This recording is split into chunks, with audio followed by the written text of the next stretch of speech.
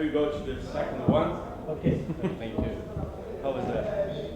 How was it? Professor, what's the future of the book? You know, I have great difficulty in predicting the past.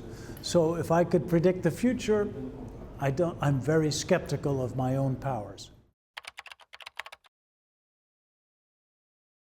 But people say the future is digital. Of course it's digital. The present is also digital. The danger is oversimplifying, as if it's either digital or analog. My argument is the digital and the analog are mutually reinforcing, mutually complementary.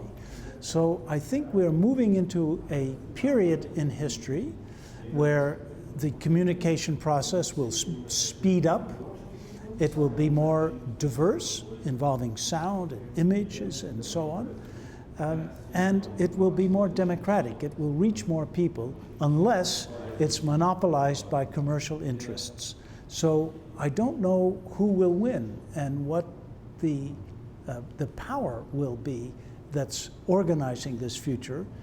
But we do know that it will include printed books because more printed books are produced each year than the year before. So the idea that the book is dead is absurd. But that doesn't mean that the digital future isn't getting more and more important.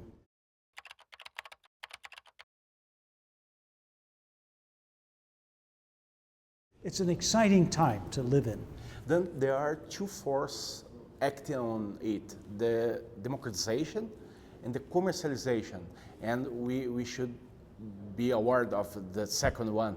Is that? That's right. I think, of course, we live in a world, a real world of economic interests. So it would be naive to say everything commercial is bad. The danger is not just that commercial interests exist, but that they monopolize access to knowledge and to the internet. So I think we need public control that will prevent the taking over of public space by private industries that have a commercial interest in exploiting it. And this we can do, but we have to get organized. Professor, what do you believe is going to be the play the libraries are going to be in the future once we are going to have this change in the... Well, people often say to me, the book is dead and libraries are obsolete. It's crazy. At Harvard, we have more students in the libraries than ever. They love the library. We have one library that is open 24 hours a day. They go there, they study in the nighttime, they study in the daytime. We put a cafe in for them. They now study in groups. When I was a student at Harvard, you just sat at a desk by yourself. Now they have a running discussion. And they have laptops with books together. It's a different atmosphere. And I think it's a healthy atmosphere. It's very good. So libraries have different functions. A university library, of course, has a pedagogical function. But public libraries in the US are more important than ever.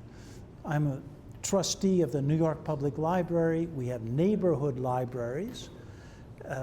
In fact, we have 87 of them scattered through New York City. They're full of people. These are people who need access to information, often access to the internet, which they can't get at home because they don't have enough money.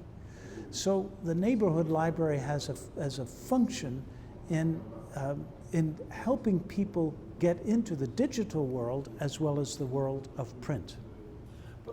But what about the child that we see nowadays? They deal with the technology very well. They have very, very, very good skills on it. Do you believe they are going to be in the library in maybe 20, 30 years as the young you see in the library nowadays? I don't know. You know, if I knew, I think I must be realistic. But when they Twitter, when they exchange messages, I think that's a different activity from the serious activity of study and deep reading. So, in my opinion, for deep reading, you need a printed book. You should mark it up if you own it, and you should be able to turn pages back and forth and to reflect on things. Now, it could be that the future generations will be so comfortable with an electronic book that they will be happy with that. I don't know. But I think for most people, for a certain kind of concentrated, continuous reading, the printed book is ideal. It was the greatest invention I think ever made. Professor, you are part of a group that is working to put on internet 2 million books online for free. It is possible to measure how deep is the impact of a project like that. I believe it's named Digital Library of America, is that right? Yes. Well, we are creating a digital public library of America. We are in the process of getting organized, but we're very advanced. So we have a technological infrastructure already designed.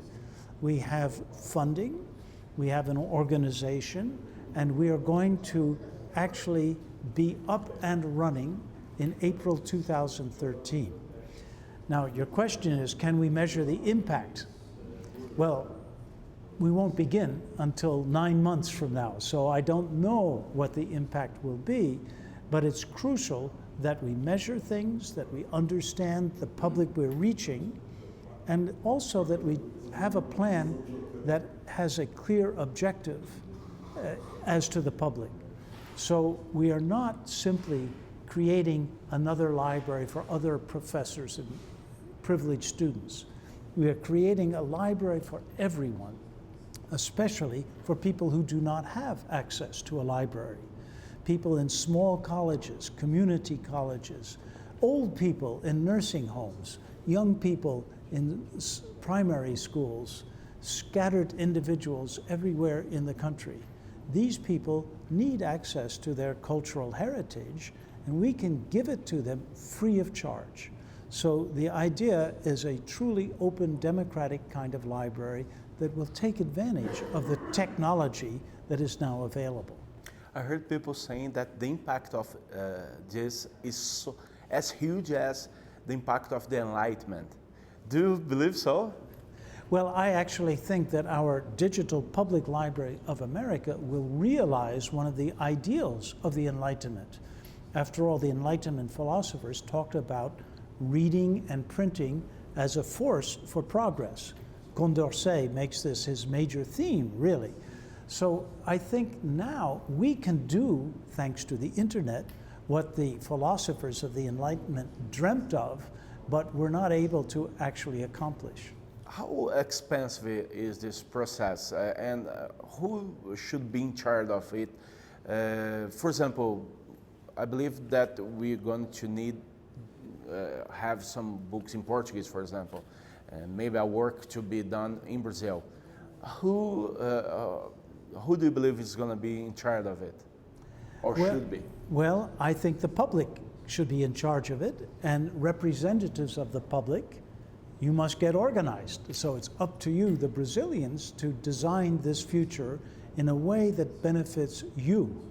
So I would say be very careful about letting in large companies who want to take over your libraries, digitize them, and then adapt them to commercial uses.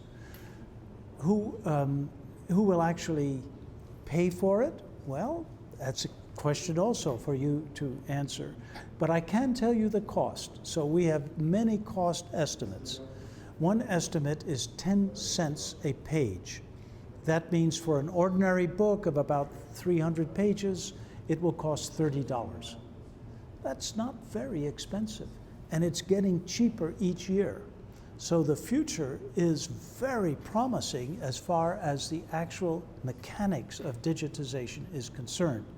Now, you must allow for what we call metadata, that is describing how to find this book in cyberspace, and you must allow for conservation or preservation. That adds costs, but the costs are coming down. And I think for relatively little money, you can democratize the whole world of learning. It's a very exciting project.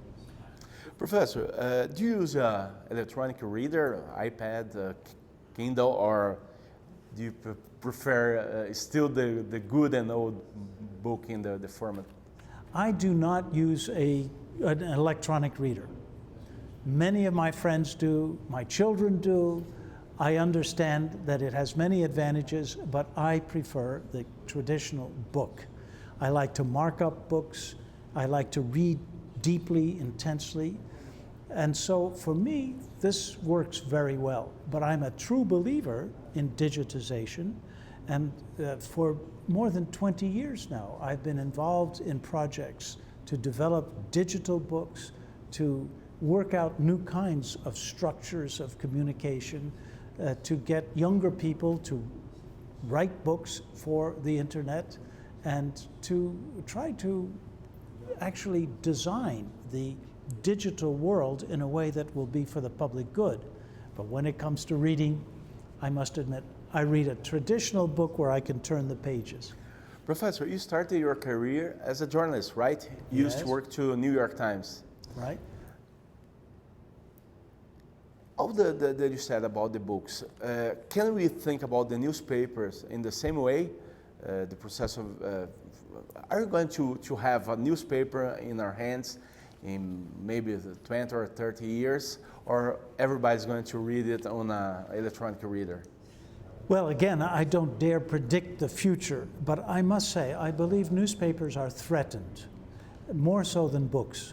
Younger people will certainly get their news online, and newspapers must adapt to the online environment. Now, how they adapt and how they can have a business plan that will work, that's a problem. But they will work it out. They must work it out.